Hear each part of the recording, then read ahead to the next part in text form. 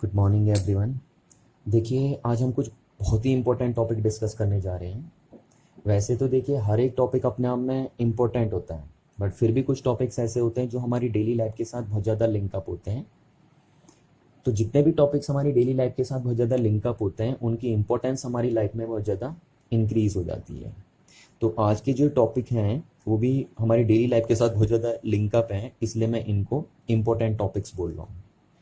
और ये टॉपिक्स आप 11th क्लास की केमिस्ट्री के फर्स्ट चैप्टर के अंदर भी डिस्कस करते हैं।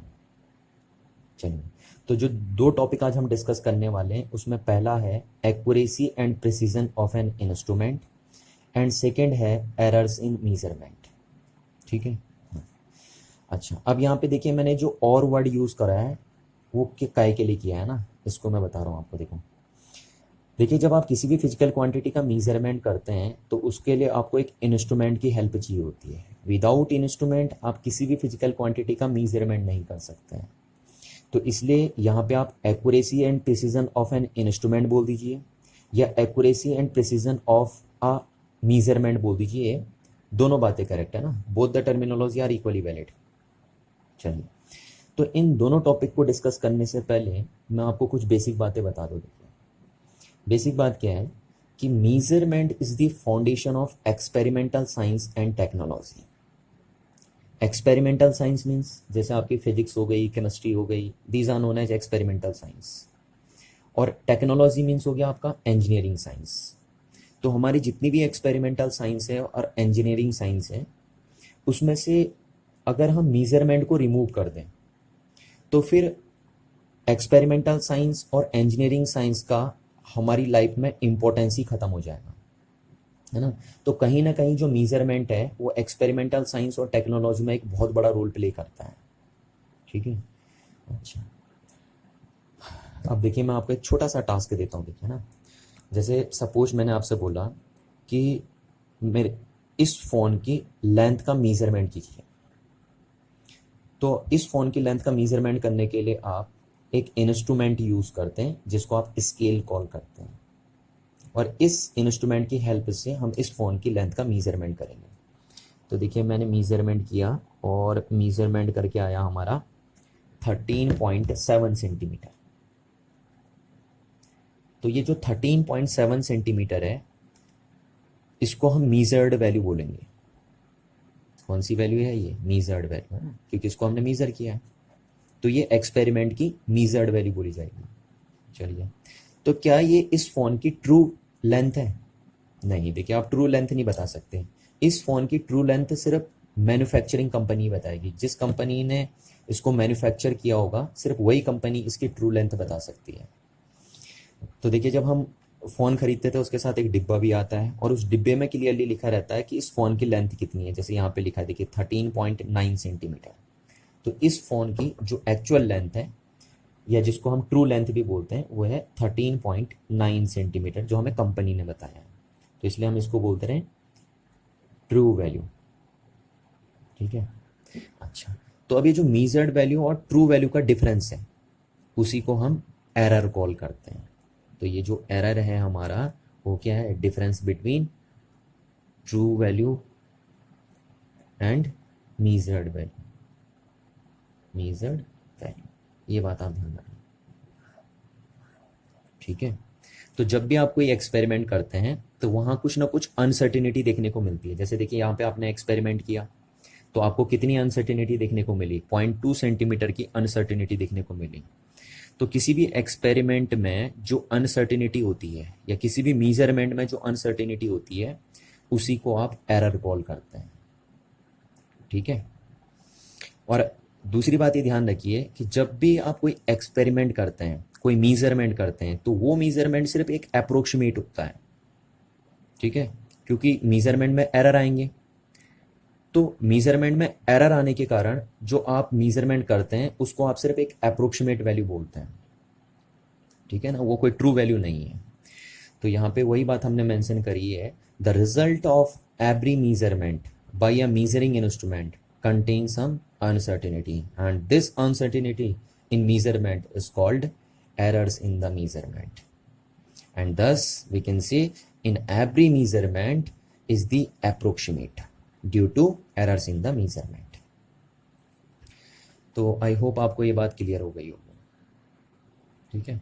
अच्छा, यहाँ पे देखिए क्या होता है ना, जब आप मेजरमेंट करते हैं तो आपसे एरर भी होते हैं, और इन एरर से घबराइए नहीं। एरर हर किसी का राइट बनता है, एरर हर कोई कर सकता है, कोई दिक्कत नहीं है, आप एरर कीजिए।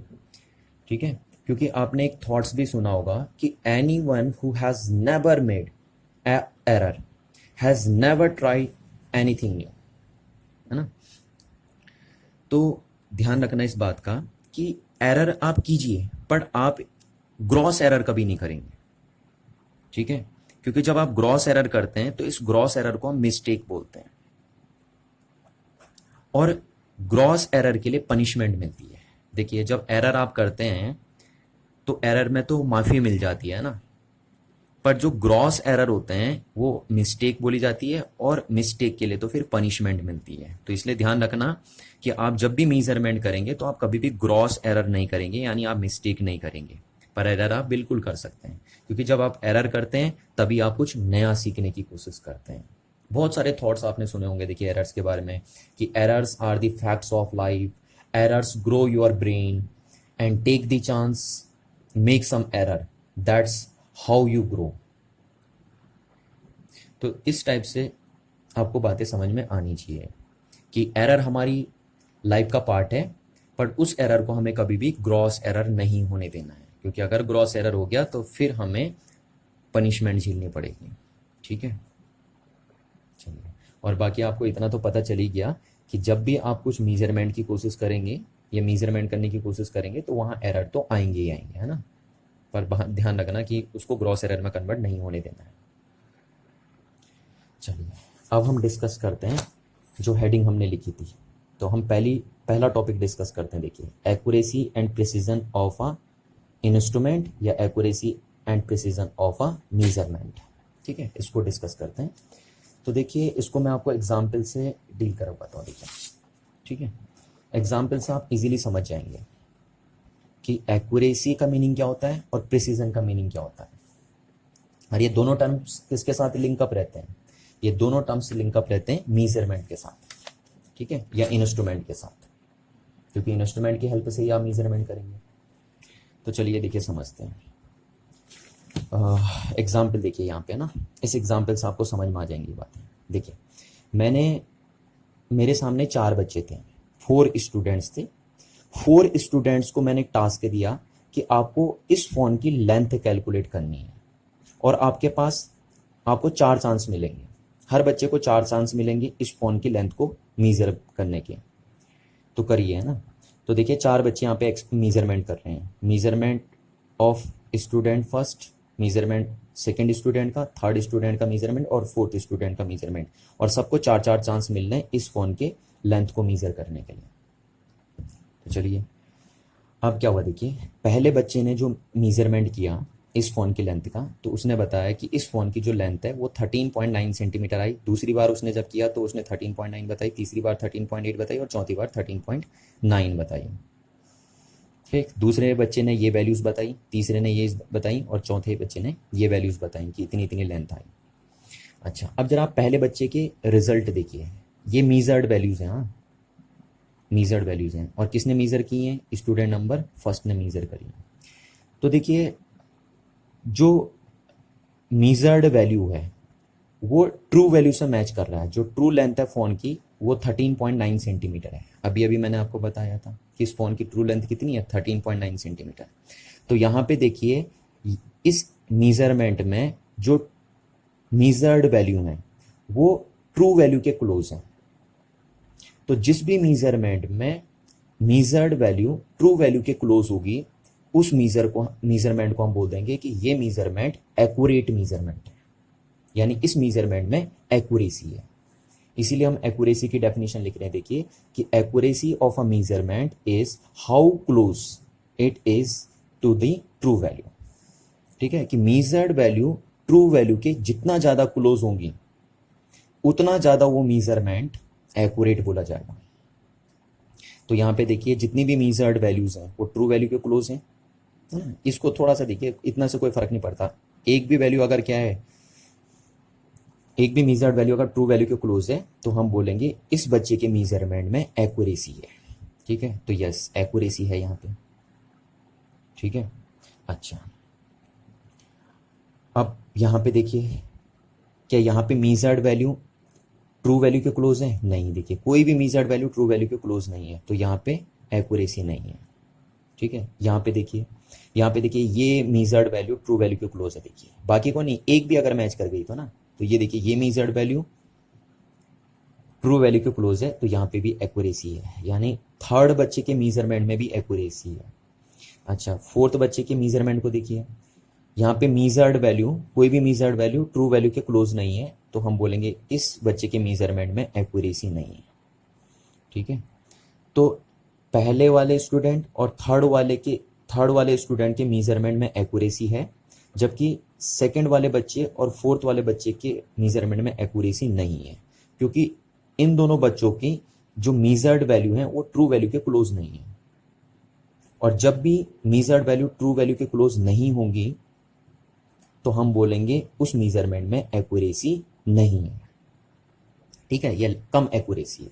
चलिए, तो आई होप आपको एक्यूरेसी तो क्लियर हो गया होगा। अच्छा, अब बात करते हैं प्रिसीजन की। ठीक है, अब यहाँ देखिए, फर्स्ट स्टूडेंट ने जो मीजर्ड वैल्यू थी, उसकी जो मीजर्ड वैल्यू थी, उन मीजर्ड वैल्यूज में कंसिस्टेंसी है। देखिए जितनी भी मीजर्ड वैल्यूज हैं उनमें कंसिस्टेंसी है ना।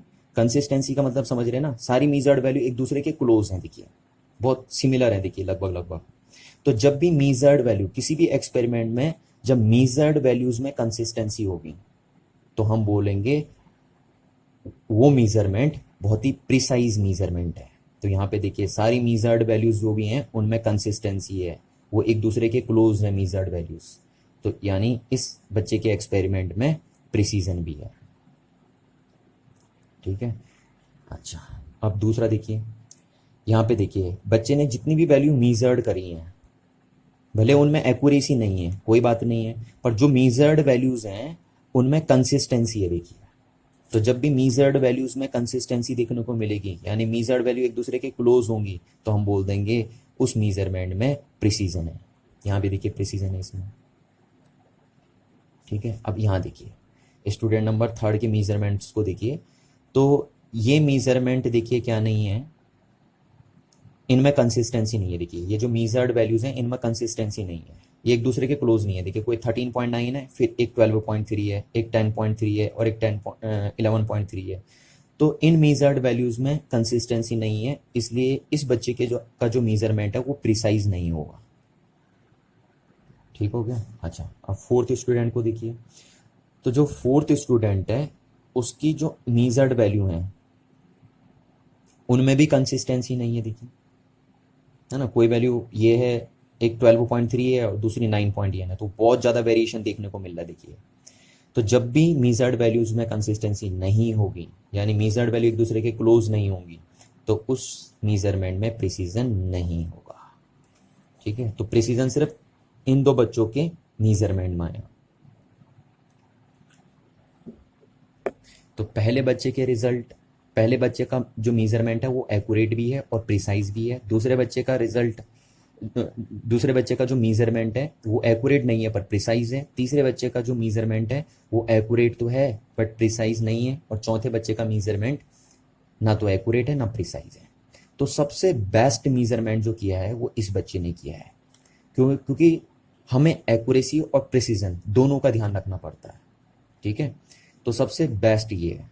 देखिए सबसे बेस्ट मीजरमेंट जो किया है वो फर्स्ट स्टूडेंट ने किया है, उसके बाद थर्ड स्टूडेंट ने किया है। देखिए ठीक है, थर्ड ने क्यों? क्योंकि हमें एक्यूरेसी पे ज़्यादा फोकस करना पड़ता है एज कम्पेयर टू प्रिसीजन। फिर उसके बाद इस बच्चे का है और सबसे बेकार मीजरमेंट इस बच्चे का है ना। ये तो मीजरमेंट ही नहीं बोला जाएगा, ये तो बहुत ही गंदा मीजरमेंट हो गया। तो आई होप आपको इस एग्जाम्पल से एक्यूरेसी ऑफ मीजरमेंट और प्रिसीजन ऑफ मीजरमेंट समझ में आ गया होगा। फिर भी चलिए देखिए हम डेफिनेशन पढ़ देते हैं एक बार। Accuracy of a measurement is how close it is to the true value. ठीक है, मेजर्ड वैल्यू ट्रू वैल्यू के जितना क्लोज होंगी उतना ज्यादा एक्यूरेसी आएगी। ठीक है, और जिस मेजरमेंट में मेजर्ड वैल्यू ट्रू वैल्यू के क्लोज नहीं होंगी उसमें उतनी कम एक्यूरेसी होगी। सेकंड देखिए प्रिसीजन। तो precision of a measurement is how consistent of the series of value are with each other. तो मीजर्ड वैल्यू, किसी भी मीजरमेंट में जो मीजर्ड वैल्यूज होंगी वो एक दूसरे के साथ जितनी ज़्यादा कंसिस्टेंसी शो करेंगी वो मीजरमेंट उतना ज़्यादा प्रिसाइज बोला जाएगा, और जितना ज़्यादा मीजर्ड वैल्यूज में वेरिएशन आएगा वो मीजरमेंट उतना कम प्रिसाइज होगा। ठीक है, तो यहाँ से आपको डेफिनेशन समझ में आनी चाहिए। देखिए यहाँ पे हमने लिखा भी है, if you have a several measurement and all those measurements are similar या closed to each other, so these measurements are precise. जैसे इन दो केस में हो रहा है, देखिए इन दोनों केस में जो आपके पास सेवरल मीजरमेंट्स हैं, ये देखिए सेवरल मीजरमेंट्स हैं, वो एक दूसरे के सिमिलर हैं। देखिए है या नहीं है सिमिलर। तो जब भी ऐसा होता है कि जब मीजर्ड वैल्यू क्या करती हैं, कंसिस्टेंसी शो करती हैं, तो उस मीजरमेंट को हम प्रिसाइज मीजरमेंट बोल देते हैं। चलिए थोड़ी सी बात मैं आपको और बताता हूँ। देखिए जिस प्रिसीजन का मीनिंग ये भी होता है। देखिए प्रिसीजन जो है, प्रिसीजन ऑफ मीजरमेंट, या मैं आप कह रहा हूँ आपसे कि मीजरमेंट प्रिसीजन का भी होता है और इंस्ट्रूमेंट का भी होता है ना। आप मीजरमेंट का भी बोल सकते हो और इंस्ट्रूमेंट का भी बोल सकते हैं। ये बात मैं आपको 2-3 बार बता चुका हूँ। देखिए ठीक है, तो प्रिसीजन जनरली लीस्ट काउंट को रिफर करता है। किसको रिफर करता है? Least count. ठीक है, प्रिसीजन का मतलब जनरली लीस्ट काउंट से होता है। किसी डिवाइस की लीस्ट काउंट जितनी कम होगी वो डिवाइस या वो इंस्ट्रूमेंट उतना ज़्यादा प्रिसाइज होगा। जैसे आपको पता है, देखिए हमें मीटर स्केल जो होती है हमारी, ठीक है, तो मीटर स्केल की लीस्ट काउंट होती है आपकी 1 mm। ठीक, फिर उसके बाद आपको मैंने बताया था वर्नियर कैलिपर्स, तो वर्नियर कैलिपर्स की लीस्ट काउंट होती है आपकी 0.1 mm। और फिर हमने बताया था आपको स्क्रू गॉज, तो स्क्रू गॉज की लीस्ट काउंट होती है 0.01 mm। ठीक है, तो इसमें से जो स्क्रू गॉज है उसकी लीस्ट काउंट सबसे कम है। तो जिस डिवाइस की लीस्ट काउंट सबसे कम होगी वो डिवाइस उतना ज़्यादा प्रिसाइज हो जाएगा। ठीक है, सबसे ज़्यादा प्रिसाइज कौन सा डिवाइस है, कौन सा इंस्ट्रूमेंट सबसे ज़्यादा प्रिसाइज है? देखिए स्क्रू गॉज। और सबसे कम प्रिसाइज कौन है? Meter scale. ठीक है, तो इसलिए ये बात ध्यान रखना कि प्रिसीजन ऑफ अ मेजरमेंट किसको रिफर करता है? Least count. Higher is the least count of an instrument, its precision will be less, and if lower is the least count of an instrument then its precision will be high। ठीक है, तो ये बात ध्यान रखना आपको। यही बात हमने यहाँ पे भी लिखी है कि precision is determined by the least count of the measuring instrument, smaller is the least count, greater is the precision। ठीक है, अच्छा यहाँ पे एक और डेफिनेशन हमने और लिखी है, देखिए प्रिसीजन की एनसीईआरटी के अकॉर्डिंग, तो इसको भी मैं आपको एक्सप्लेन कर देता हूँ। देखिए ठीक है, देखिए क्या है, सपोज आप कोई भी मेजरमेंट कर रहे हैं तो उसके लिए आप इंस्ट्रूमेंट यूज़ करते हैं, इंस्ट्रूमेंट बोल दीजिए या डिवाइस बोल दीजिए। ठीक है, अच्छा अब आप सपोज 3 तरीके के इंस्ट्रूमेंट यूज़ कर रहे हैं। पहला है मीटर स्केल जिसकी लीस्ट काउंट है 1 mm। दूसरा आप यूज़ कर रहे हैं वर्नियर कैलिपर्स जिसकी लीस्ट काउंट है 0.1 मिलीमीटर। और तीसरा आप यूज़ कर रहे हैं स्क्रू गॉज जिसकी लीस्ट काउंट है 0.01 mm। तो जब आप इन तीनों डिवाइस से या इन तीनों इंस्ट्रूमेंट से मेजरमेंट करेंगे तो सबसे हाई रिजोल्यूशन जो होगा वो इस डिवाइस के मेजरमेंट का होगा। देखिए क्योंकि ये जो डिवाइस है या ये जो इंस्ट्रूमेंट है वो पॉइंट के बाद भी 2 डिजिट तक मेजर कर रहा है। देखिए तो इसका रिजोल्यूशन सबसे हाई है स्क्रू गॉज का। तो इसलिए इस इंस्ट्रूमेंट की हेल्प से आप जो भी मेजरमेंट करेंगे वो बहुत ज़्यादा प्रिसाइज होंगे। ठीक है, तो किसी भी इंस्ट्रूमेंट का जितना ज़्यादा रिजोल्यूशन होता है यानी उसकी लीस्ट काउंट जितनी कम होती है उतना ही ज़्यादा वो इंस्ट्रूमेंट प्रिसाइज होता है और उतना ही ज़्यादा उस इंस्ट्रूमेंट से किए गए मेजरमेंट क्या होते हैं? प्रिसाइज होते हैं। ठीक है, तो इस बात को आप ध्यान रखिए। तो यहाँ पे हम वही बोल रहे हैं, precision of a measurement refer to the resolution. Resolution means pixel. देखिए इसका रिजोल्यूशन सबसे हाई है, इसका लो और इसका सबसे लो है ना। तो ये बात ध्यान रखनी है आपको। चलिए, तो एक और एग्जाम्पल से देखिए मैं आपको समझा देता हूँ कि एक्यूरेसी प्रिसीजन क्या है। यहाँ देखिए एक और एग्जाम्पल मैंने लिया है, इस एग्जाम्पल से आप समझिए कि एक्यूरेसी एंड प्रिसीजन क्या है। सपोज 4 स्टूडेंट हमारे सामने हैं और 4 स्टूडेंट को मैंने टारगेट को हिट करने के लिए गन दी, है ना, कि उनको टारगेट को हिट करना है। टारगेट ये देखिए बीच में, ये टारगेट आपका है ना। जो टारगेट है वो ट्रू वैल्यू है, ठीक है, क्योंकि हमें टारगेट पे ही मानना है और टारगेट को हमें ट्रू वैल्यू बोलेंगे। और हर एक स्टूडेंट को 4 चांस दिए, हमने 4 चांस दिए हर स्टूडेंट को। तो पहले वाले स्टूडेंट ने पहला यहाँ पे शूट किया, दूसरा यहाँ पे शूट किया, तीसरा यहाँ पे और चौथा यहाँ पे, देखिए ये मारे उसने, है ना। तो आप देखिए जो फर्स्ट स्टूडेंट है वो ट्रू वैल्यू के क्लोज है, देखिए है या नहीं है। उसकी ये जो मीजर्ड वैल्यू है वो ट्रू वैल्यू के क्लोज है, इसलिए उसके मीजरमेंट में एक्यूरेसी है और गुड एक्यूरेसी है या हाई एक्यूरेसी है। और क्योंकि देखिए सारी मीजर्ड वैल्यूज जो भी उसने मीजर्ड करी हैं 1 2 3 4, ये सारी मीजर्ड वैल्यू एक दूसरे के क्लोज हैं, तो इसलिए फर्स्ट स्टूडेंट के जो रिजल्ट हैं या जो मीजरमेंट्स हैं वो प्रिसाइज भी हैं। तो यहाँ पे प्रिसीजन भी हाई है और एक्यूरेसी भी हाई है। क्लियर है। सेकेंड स्टूडेंट को देखिए आप, तो सेकेंड स्टूडेंट ने देखिए ट्रू वैल्यू के कोई भी क्लोज नहीं है। उसने पहली बार निशाना यहाँ मारा, दूसरी बार यहाँ, तीसरी बार यहाँ और चौथी बार यहाँ, तो वो ट्रू वैल्यू के क्लोज पहुंच ही नहीं पा रहा। और जब भी मीजर्ड वैल्यूज, ये मीजर्ड वैल्यूज हैं, मीजर्ड वैल्यूज कब जब भी ट्रू वैल्यू के क्लोज नहीं है तो वहां पे एक्यूरेसी नहीं होती है। तो सेकेंड स्टूडेंट्स के मीजरमेंट में या रिजल्ट्स में एक्यूरेसी नहीं है क्योंकि वो ट्रू वैल्यू के क्लोज नहीं है। पर सेकेंड स्टूडेंट ने जितनी भी वैल्यूज मीजर्ड करी हैं, ये देखिए जितने भी उसने टारगेट मारे वो सब कंसिस्टेंसी शो कर रहे हैं, है ना। तो इस रिजल्ट्स में कंसिस्टेंसी है और जब भी रिजल्ट्स में कंसिस्टेंसी होती है तो आप उनको प्रिसाइज रिजल्ट्स बोलते हैं। तो ये प्रिसाइज रिजल्ट्स हैं, देखिए आपके यहाँ प्रिसीजन है, ठीक है। तो इस स्टूडेंट्स के रिजल्ट में या मेजरमेंट में एक्यूरेसी नहीं है पर प्रिसीजन बहुत हाई है। चलिए थर्ड स्टूडेंट को देखिए। थर्ड स्टूडेंट ने पहला यहाँ पे हिट किया, दूसरा यहाँ पे, तीसरा यहाँ पे और चौथा यहाँ पे, देखिए चौथी बार। तो ट्रू वैल्यू के क्लोज आ गया, देखिए, है ना। इसका जो एक रिजल्ट है, इस स्टूडेंट का जो रिजल्ट है या मेजरमेंट है वो ट्रू वैल्यू के क्लोज पहुंच गया, तो इसलिए यहाँ पे एक्यूरेसी आ जाएगी, ठीक। अच्छा, पर जितने भी रिजल्ट हैं वो एक दूसरे के साथ कंसिस्टेंसी शो नहीं कर रहे हैं, देखिए कर रहे हैं कंसिस्टेंसी शो नहीं, है ना। सारी मीजर्ड वैल्यू या सारे रिजल्ट क्या कर रहे हैं, कंसिस्टेंसी शो नहीं कर रहे हैं, तो इसलिए यहाँ पे प्रिसीजन क्या हो गया, पुअर हो गया। अच्छा, अब इसको देखिए फोर्थ स्टूडेंट को। इसने पहला बार यहाँ हिट किया, दूसरा यहाँ हिट किया, तीसरा यहाँ हिट किया, चौथा हिट यहाँ किया, तो ना तो ये ट्रू वैल्यू के नज़दीक है, कोई भी रिजल्ट उसके ट्रू वैल्यू के क्लोज नहीं है, तो एक्यूरेसी भी नहीं होगी, यहाँ पे एक्यूरेसी पुअर है। और साथ में जितने भी रिजल्ट्स हैं उसके या जो भी मीजर्ड वैल्यूज हैं उसकी वो कंसिस्टेंसी भी शो नहीं कर रही, देखिए वो एक दूसरे के क्लोज भी नहीं है, बहुत दूर दूर है, तो इसलिए यहाँ पे प्रिसीजन भी क्या है, पुअर है। तो आई होप इन दो एग्जाम्पलों से आपको ये बात क्लियर हो गई होगी कि किसी भी इंस्ट्रूमेंट का या किसी भी मेजरमेंट का प्रिसीजन क्या होता है और एक्यूरेसी क्या होती है ना।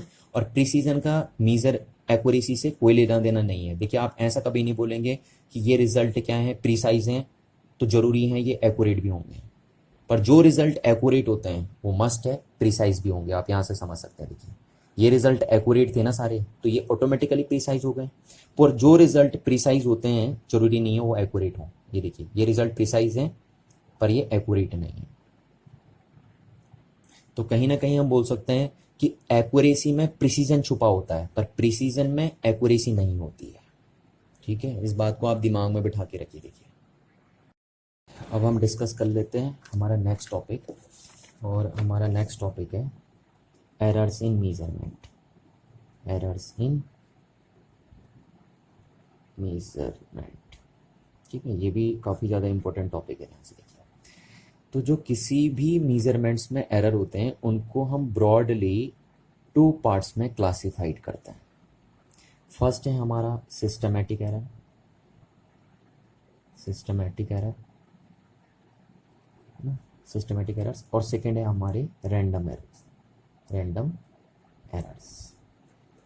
तो किसी भी मेजरमेंट्स के एरर्स को हम मेनली 2 पार्ट्स में क्लासिफाइड कर देते हैं। अच्छा, अब देखिए सिस्टमैटिक एरर क्या है। सिस्टमेटिक एरर्स वो एरर्स होते हैं जो एक पर्टिकुलर डायरेक्शन में मूव करते हैं। पर्टिकुलर डायरेक्शन में मतलब या तो ये कंटिन्यूसली इंक्रीज होंगे, बढ़ते ही रहेंगे, या कंटिन्यूसली डिक्रीज होते रहेंगे। एक पर्टिकुलर डायरेक्शन में मूव करते हैं सिस्टमेटिक एरर, और इनका कॉज भी हमें पता होता है। ठीक है, सोर्स क्या है इन एरर्स का वो भी हमें पता होता है। अच्छा, जबकि जो रैंडम एरर्स हैं आपके, वो एक पर्टिकुलर डायरेक्शन में मूव नहीं करते हैं। कभी ये इंक्रीज हो जाते हैं अपने आप रैंडमली, और कभी ये डिक्रीज हो जाते हैं अपने आप, है ना। कोई पर्टिकुलर साइन नहीं होता इनके पास, और ना ही कोई पर्टिकुलर साइज होता है इन एरर्स का, और इनका कॉज भी हमें पता नहीं होता क्योंकि ये रैंडम है। तो ना तो हमें इनका कॉज या सोर्स भी पता नहीं चलता कि किस क्या सोर्स है इन एरर्स का। तो चलिए अब हम इनकी डेफिनेशन लिख लेते हैं ना, कि systematic errors are those errors that tends to be one direction, एक ही डायरेक्शन में मूव करते हैं सिस्टमेटिक एरर। ठीक है, आइदर इन पॉजिटिव डायरेक्शन या either in negative direction, and their source is well known. ठीक है, देयर सोर्स मीन्स कॉज, कि किस रीजन की वजह से सिस्टमेटिक एरर मेजरमेंट्स में देखने को मिल रहा है। तो their source is well known या वेल डिफाइंड। क्लियर है बात। अच्छा, अब बात करते हैं हम रैंडम एरर्स की। तो random errors are those errors which occur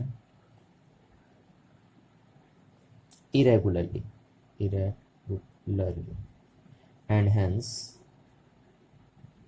are random with respect to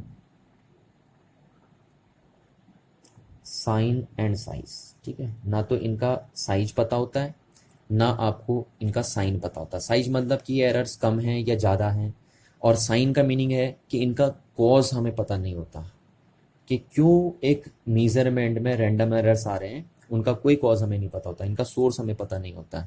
तो हम यहाँ से लिख सकते हैं दियर सोर्स या कॉज इज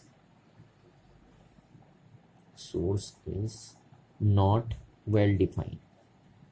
ठीक है, तभी तो इनका नाम रैंडम एरर रखा हमने। चलिए, अच्छा, तो रैंडम एरर का तो सोर्स हमें पता नहीं होता, बट सिस्टमेटिक एरर्स का सोर्स तो हमें पता है ना। तो सिस्टमेटिक एरर्स के सोर्स क्या क्या होते हैं, अब हम उनको डिस्कस कर लेते हैं। तो some of the source of systematic error. तो देखिए, सिस्टमेटिक एरर के वैसे तो सोर्स बहुत सारे होते हैं, बट हम मेनली यहाँ पे सिर्फ 3 सोर्स को डिस्कस कर रहे हैं, क्योंकि इन 3 सोर्स के अंदर ही सारे सोर्स आ जाते हैं। तो पहला सोर्स जो होता है सिस्टमेटिक एरर का, वो होता है आपका इंस्ट्रूमेंटल एरर्स। ठीक है, अब इंस्ट्रूमेंटल एरर को समझते हैं। देखिए क्या है, सपोज मैंने आपसे कहा कि मेरे को इस पेज के लेंथ का मेजरमेंट करना है। ठीक है, तो मैंने ये इंस्ट्रूमेंट यूज़ कर लिया। अब अगर ये इंस्ट्रूमेंट मैं यूज़ कर रहा हूँ, तो आप देख रहे हैं कि इस इंस्ट्रूमेंट का, ये देखिए ये साइड्स है ना, ये देखिए ये साइड से ही कटा हुआ है, ये टूटा हुआ है यहाँ से। तो ये इम्परफेक्शन डिज़ाइनिंग है इस इंस्ट्रूमेंट की। तो अब इस इंस्ट्रूमेंट से अगर आप मेजरमेंट करेंगे तो एरर ही आएंगे, है ना, क्योंकि डिज़ाइनिंग ही इसकी क्या है, इम्परफेक्ट है। तो जब भी किसी इंस्ट्रूमेंट की इम्परफेक्शन डिज़ाइनिंग के कारण एरर्स आते हैं मेजरमेंट में, उनको हम बोलते हैं इंस्ट्रूमेंटल एरर्स।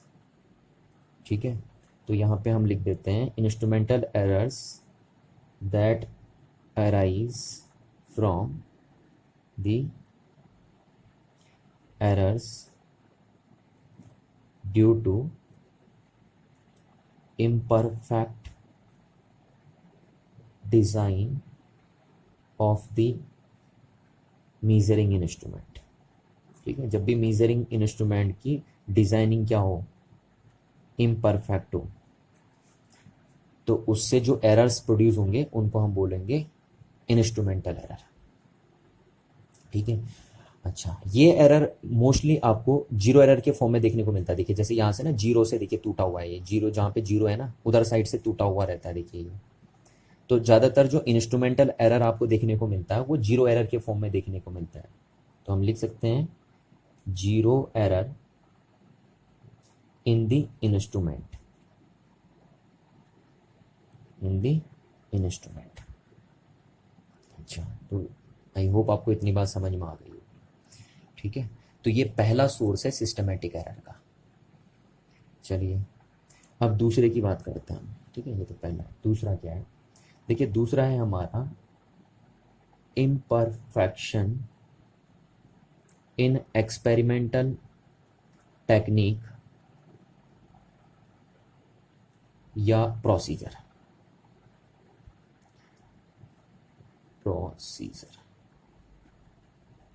ठीक है, अब इसका मीनिंग समझिए। देखिए इम्परफेक्शन इन एक्सपेरिमेंटल टेक्निक या प्रोसीजर, इसका क्या मतलब हुआ? देखिए क्या है कि सपोज मेरे पास ये एक थर्मोमीटर है। अब आपको पता है थर्मोमीटर क्या काम करता है? बॉडी का टेम्परेचर मेजर करता है। ठीक है, और ये भी हमें पता है कि अगर हमें थर्मामीटर से बॉडी का टेम्परेचर मेजर करना है तो इसकी एक्यूरेट पोजीशन है कि हम अब इसे अपनी से टंग के नीचे रखते हैं। देखिए मुंह ओपन करते हैं और इसको अपने टंग के नीचे रखते हैं। तो जब हम थर्मामीटर को अपने टंग के नीचे रखते हैं तो तब ये हमारी बॉडी का एक्यूरेट टेम्परेचर मेजर करके देता है। पर अगर सपोज किसी पर्सन ने थर्मोमीटर को आर्म पिट के नीचे रख दिया, ठीक है, रखते हैं मोस्टली, बहुत सारे लोग ऐसे करते हैं कि थर्मामीटर को कहाँ रखते हैं? आर्म पिट के नीचे रखते हैं। तो जब आर्म पिट में रखते हैं आप थर्मामीटर को, तो क्या उस टाइम थर्मामीटर आपके बॉडी का एक्यूरेट टेम्परेचर मेजर करके देगा? नहीं, बिल्कुल नहीं देगा, है ना। ये थर्मामीटर तब ज़्यादा एक्यूरेट टेम्परेचर मेजर करके देगा आपको जब आप इसको अपनी टंग के नीचे रखेंगे। ठीक है, ना कि आर्म पिट में रखेंगे। तो सपोज इस थर्मामीटर को कोई अपनी आर्म पिट में रख रहा है तो तब ये एक्यूरेट मेजरमेंट करके नहीं देगा। तो यहाँ पे हम बोलेंगे कि हमने क्या किया? Imperfection in experimental technique. ठीक है, हमारी टेक्निक ही खराब थी, हमें पता ही नहीं था कि इंस्ट्रूमेंट का यूज़ कैसे करते हैं, उसको टंग के नीचे रखना है या आर्म पिट में रखना है, ये हमें पता ही नहीं चला। तो ये हमारा जो प्रोसीजर है उसी में इम्परफेक्शन है। ठीक है, तो ये जो इम्परफेक्शन इन एक्सपेरिमेंटल टेक्निक्स है या प्रोसीजर है, वही दूसरा सोर्स बनता है सिस्टमेटिक एरर का। तो इसलिए ध्यान रखना है कि अगर आपको इस एरर से बचना है तो आपको हर एक इंस्ट्रूमेंट और हर एक मेजरमेंट की टेक्निक पता होनी चाहिए, है ना, कि किस तरीके से इंस्ट्रूमेंट को यूज़ किया जाता है। चलिए अब बात करते हैं थर्ड सोर्स की। तो थर्ड सोर्स है हमारा पर्सनल एरर। पर्सनल एरर, ठीक है। अच्छा, पर्सनल एरर क्या? देखिए जैसे सपोज क्या होगा ना कि आपने देखा होगा ना, कभी कभी ऐसा देखा होगा कि किसी पर्सन को आपने देखा होगा कि वो बात यहाँ कर रहा है इस आदमी से और देख उसको रहा है। तो ये क्या है ना, उसकी इंडिविजुअल बाइजिंग है। अब वो आदमी अगर टेढ़ा देख रहा है और आप उसको मीजरमेंट करने के लिए बोलेंगे तो जाहिर सी बात है वो एरर तो करेगा ही करेगा ना। तो ये जो एरर आ रहे हैं इंडिविजुअल बाइजिंग की वजह से, उनको हम पर्सनल एरर्स बोलते हैं। ठीक है, तो आप कभी भी अगर मीजरमेंट करना है तो उस पर्सन को मीजरमेंट करने के लिए नहीं बोलेंगे जो टेढ़ा देखता हो या जिसमें कोई डिफेक्ट हुआ ना। तो इस बात का आप बहुत ज़्यादा ध्यान रखेंगे। जैसे सपोज मेरे को कोई मीज़रमेंट भी करना है तो मैं उस पर्सन को नहीं दूंगा मीज़रमेंट करने के लिए जिसके हाथ कांपते हों। सपोज उसके हाथ कांप रहे हैं, तो अब अगर वो मीज़रमेंट करेगा किसी इंस्ट्रूमेंट को लेके तो जाहिर सी बात है एरर आने के चांसेस बहुत ज़्यादा हो जाएंगे, क्योंकि वो सही ढंग से पकड़ ही नहीं पाएगा इंस्ट्रूमेंट को। तो ये जो इंडिविजुअल बाइजिंग के कारण जो भी एरर्स प्रोड्यूस हो रहे हैं मीज़रमेंट्स में, उनको हम पर्सनल एरर बोल देंगे। ठीक है, तो थोड़ा सा लिख लेते हैं इसके बारे में। Personal error that arise due to an individual bias या lack of proper setting। Proper setting of apparatus. जैसे मैंने आपको बोला कि किसी के हाथ काँप रहे हैं और आपने उसको सेटिंग करने के लिए दे दी कि लो जी इस एक्सपेरिमेंट की सेटिंग करो, तो फिर वो नहीं कर पाएगा ना। तो यहाँ पे हम वही बोल रहे हैं, lack of proper setting of apparatus और इंडिविजुअल केयरलेसनेस इन केयरलेसनेस, अब मैं यहाँ लिख देता हूँ, carelessness in taking observation without observing proper precautions.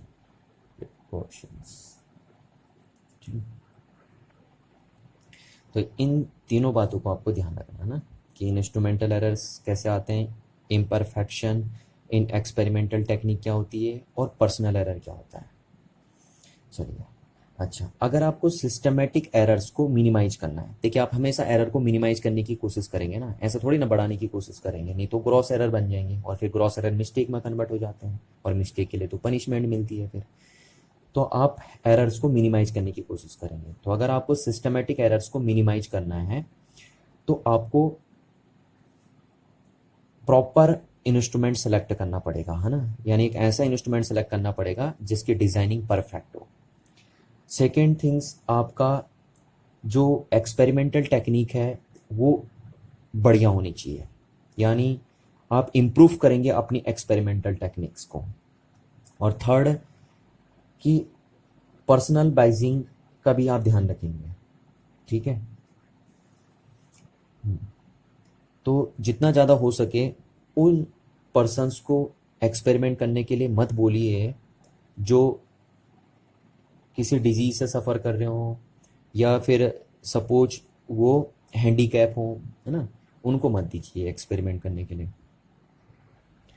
Otherwise error आने के चांसेस बढ़ जाएंगे।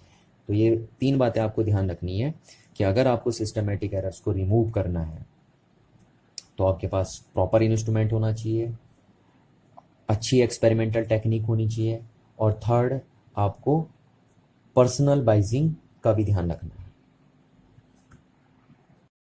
चलिए अब समझते हैं रैंडम एरर्स को। देखिए रैंडम एरर्स को आपको एग्जांपल से समझाता हूँ मैं। जैसे सपोज आप ऑप्टिकल बेंच का प्रैक्टिकल कर रहे हैं अपनी फिजिक्स लैब्स के अंदर, ठीक है। अब क्या हुआ, जिस बेंच में आप प्रैक्टिकल कर रहे हैं सपोज उस बेंच को कुछ बच्चे हिला रहे हैं, ठीक है, या वो जो बेंच है वो एक प्लेन जगह पे नहीं रखी है, सपोज टेढ़ी मेढ़ी है बेंच आपकी, या हवा चल रही है उस कमरे में बहुत तेज। तो ये जितनी भी चीज़ें हो रही हैं, चाहे जो हवा चल रही है या आपकी बेंच सीधे नहीं रखी है या कुछ बच्चे आपकी बेंच को हिला रहे हैं, ये इन सब चीज़ों की वजह से आपका क्या आएगा, जो मेजरमेंट होगा उसमें एरर आ जाएंगे, और इन सब एरर्स को आप क्या बोल देंगे, रैंडम एरर्स बोल देंगे, ठीक है ना।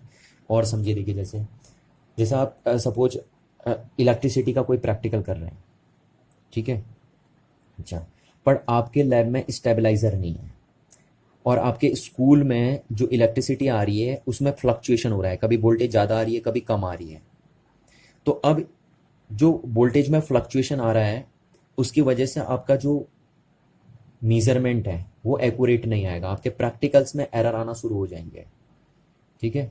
तो ये जो वोल्टेज में अननेसेसरी फ्लक्चुएशन आएगा उसको हम रैंडम एरर्स में इंक्लूड कर देंगे, ठीक है, क्योंकि इनका सोर्स हमें प्रॉपर तो पता होता नहीं है कि प्रॉपर ही ये रियल में इनके पीछे यही रीज़न है या नहीं है, वो हमें पता होता नहीं है, और फिर हम इनको रिमूव भी नहीं कर सकते हैं। तो जिन एरर्स का सोर्स हमें पता नहीं होता और जिनको हम रिमूव भी नहीं कर सकते तो या मिनिमाइज नहीं कर सकते, उनको हम रैंडम एरर्स कॉल कर देंगे। तो रैंडम एरर्स में क्या क्या आ गया, जैसे आपके लैब के अंदर वोल्टेज का अननेसेसरी फ्लक्चुएशन, है ना, विंड ब्लो, और ये जो बच्चे आपकी बेंच को हिला रहे हैं या आपकी जो बेंच है वो प्रॉपर प्लेस पे नहीं रखी है, ये सब रैंडम एरर्स में इंक्लूड हो जाएंगे आपके पास, ठीक है। अच्छा, तो अब क्या रैंडम एरर्स को रिमूव करने का कोई रीज़न, मतलब कोई एक वे नहीं है, किसी वे से हम रैंडम एरर को रिमूव नहीं कर सकते हैं, बिल्कुल कर सकते हैं। देखिए रैंडम एरर को कैसे रिमूव करते हैं, देखिए हाँ मैं आपको तरीका बताता हूँ।